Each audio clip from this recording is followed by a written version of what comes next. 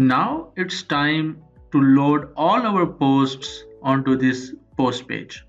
Alright, so let's quickly move towards our post controller, and right here let's create a variable of posts, and we can target the post model, and then we can get all the posts. Alright, this is one way. Obviously there are a lot of ways, but let's explore all these methods one by one. So what I'm going to do is basically I am going to pass this variable to the view.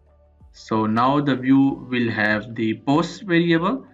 Now let's display all the posts. So let's create a UL and let's search for if count posts is greater than 0. All right, either we can do this. The other way is if $posts count is greater than 0. All right, so both ways are valid. So I'll go with this one.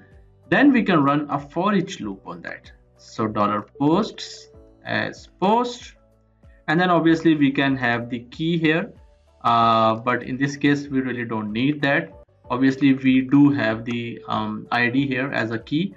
So let's go ahead and type in the post title, or maybe instead of li, let's create a div, and inside the div let's have the h3 tag for the title, $post, and it should be title, and then the paragraph for the description, like so. And if we reload the page, we should see the posts here. So we got the title and we got the description. All right, so we are not actually going into the testing phase here, the designing phase. Obviously we are here to learn things, not the design things, obviously. Now the posts are like showing in ascending order. How we can actually get the latest posts first? Let's go ahead and take a look at it. So now if I, instead of all, I can get the latest, or maybe let's comment that out and let's get the latest here.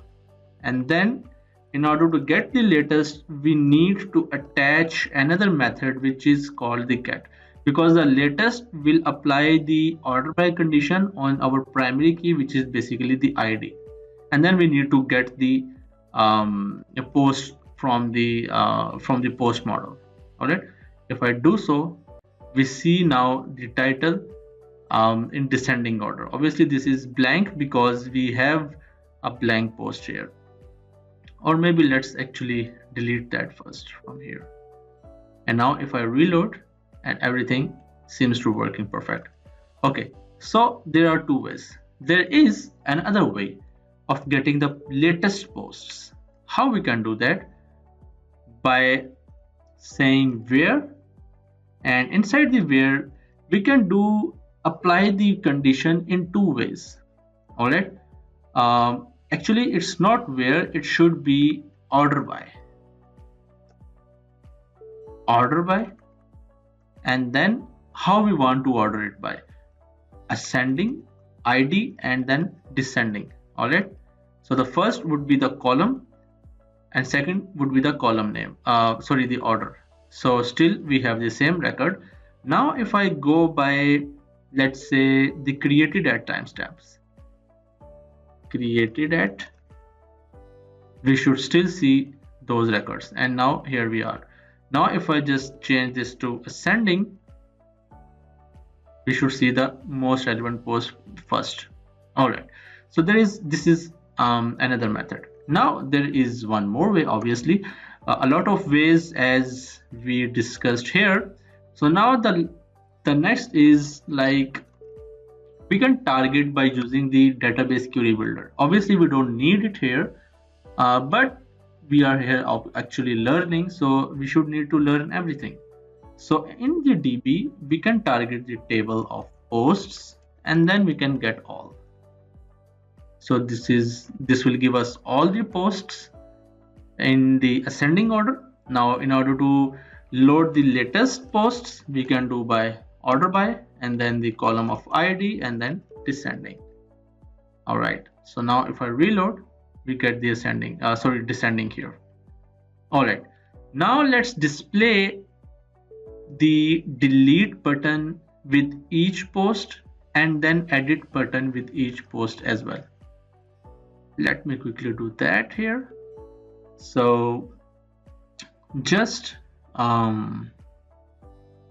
maybe below the paragraph tag, we should have a button. First of all, an anchor tag, and which should be edit. And then instead of a button, we need a form here, because we need to submit a form with the delete method except edit or post, because Laravel resource controller accepts the delete method, and we need to provide it by the help of form. All right, so I will set this as to method. Obviously we can give it a dynamic method of post, but we really don't need that. But that doesn't mean anything. So we can set up the CSRF, and then we can also have the method of delete, and then we can create a button of type submit, and then delete this one. All right, now to reference give the URL, we need to give the href of posts dot edit. Let's take a look at the routes first. So if I search PHP artisan route list, how we can actually edit the route. In order to edit the route, we have this here. So this will target to posts.edit method, and then we need a post here. All right, so we need the post ID here in order to make the route work. If we do not provide the ID, we will get an error. All right, so how we can pass the ID? By using the array, and then inside the ID we can pass it to, inside the array we can pass it the post and the ID. And for the delete, we do need an action here, and similarly the delete also receives expects us the ID of the post, which we can by pointing out destroy method here. All right, so now if I reload the page, we should see two buttons here. It says like the missing post here. Instead of ID, we need the post here, because this is actually accepting a post here, not the ID. We need to pass the ID to this post payload. All right, if I reload now, we see the edit and the delete. So now if we take a look in the bottom left corner, we see post /9 and edit method, and for delete we actually don't have anything. Now first of all, let's try to delete the post first, and in the next video we will try to edit the post. Okay, so inside our delete method we are now getting the string ID. So let's dump and ID this first. If I DD this and click on submit here, now we are actually getting the 9 here, which is basically the 9 ID. But do we really need to do that? We need to do we really need to get the ID here? Is there any other way, like we can target the model directly? If we get the ID, what we need to do is basically we can like search for post, maybe like we can give the post where, and we can write the where query here. But there is another way, which is called the dependency injection, and here we can pass the post model here directly, and then the post. Now this post is actually coming from here.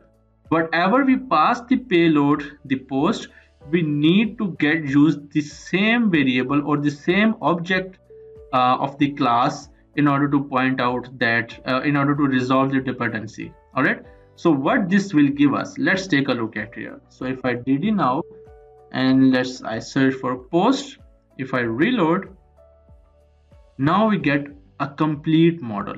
All right, so inside the model we have everything, and we need to take a look at the attributes section here. If I click that, expand it, you see we have the ID, title, slug. So what it did is basically it automatically got the post with the ID of 9. So instead of 9, if I try to give this another ID, maybe with the ID that doesn't exist, let's say 15. So what it does, this does nothing. This gives us nothing because 15 ID does not exist. All right. Now let's move back and let's get the ID. And so now we actually have the post here, the post model itself. What we can do is basically we can delete the post, and deleting the post is really easy. All we need to do is basically post and then delete. All right. So now if I reload, continue and move back, and if I reload it, you can see the post is deleted. Now what we need to do is basically we need to redirect either to a route, and if we want to point out the route, so we can point out like post.index, and if I reload, delete, now it's deleted. Or what we can do is basically we can give it a back method as well.